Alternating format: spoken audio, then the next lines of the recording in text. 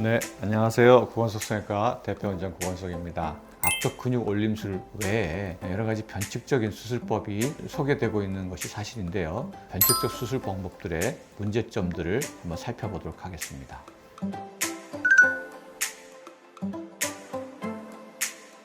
첫 번째로는 입안 절개를 통해 들어가서 뼈와 연부 조직을 분리한 다음에 흉살 조직 이물질을 제거하면서 앞턱 근육 지방 패드를 그 위에 있는 골막에 고정한다는 방법을 소개하는 곳이 있습니다. 사실 골막에 뭐 30번 이상 또 40번 이상 여러 번 봉합을 해서 단단하게 고정시키겠다 하는 표현인데요. 사실은 이 골막이라는 곳은 광범위하지 않아서 서너 번 봉합을 하면 봉합할 그런 면적도 남지 않습니다. 그래서 몇 번 고정하다 보면은 골막이 쉽게 찢어지죠. 그 골막의 앞턱 근육을 무게를 이기고 고정시킬 만한 상황이 되지 못하는 것이 일반적입니다. 그래서 앞턱 연부 조직에는 피하 지방이나 또는 지방 패드가 거의 없습니다. 온전히 근육으로만 이루어져 있기 때문에 이것을 골막에 고정하는 것 자체도 쉽지 않고 무게를 이기기가 쉽지 않습니다. 그래서 이거는 좀 이해가 되지 않는 그런 수술 방법이고 효과도 불확실하다 이렇게 생각이 됩니다.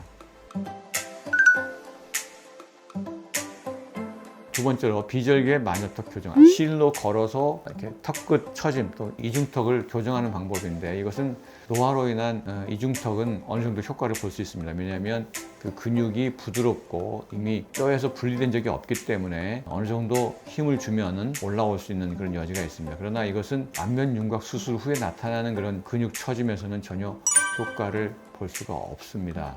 그 이유는 그 근육이 이미 뼈에 단단하게 붙으면서 그 사이에 흉살이 차 있기 때문에 그걸 끌어올리는 힘이 굉장히 강력하게 필요하기 때문에 앞턱 근육이 올라오기가 어렵습니다.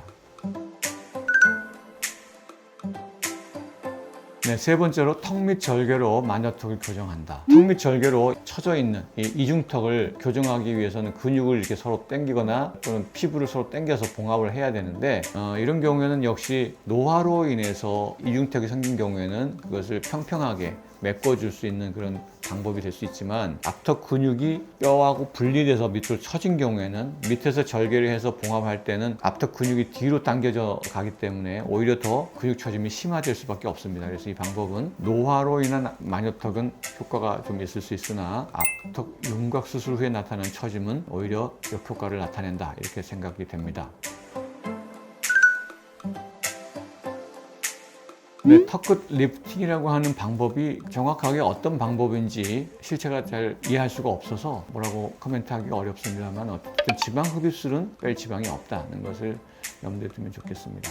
앞턱 윤곽 수술 후에 나타나는 연부 조직의 변형으로 인해서 앞턱 처짐, 그로 인한 여러 가지 다양한 증상들을 호소하거나 오시는 분들이 상당히 많습니다. 왜냐하면 우리가 뼈 수술에 포커스를 맞춰서 하기 때문에 연부 조직에 대해서는 그만큼 신경 쓰지 않는 경우가 많아서 이로 인한 부작용이 상당히 많습니다. 그래서 앞턱 처짐을 교정하는 것은 반드시 처진 앞턱 근육을 위쪽의 뼈에, 즉 잇몸뼈에 고정시켜줘야 이것이 제대로 된 교정 방법이다 이런 것을 설명드렸습니다. 이 영상들을 쭉 보시다 보면 충분히 이해할 수 있을 거라고 생각이 됩니다. 항상 저의 영상을 관심 있게 시청해 주신 여러분들께 감사 인사를 드립니다. 지금까지 구건석 성형외과 대표원장 구건석이었습니다. 감사합니다.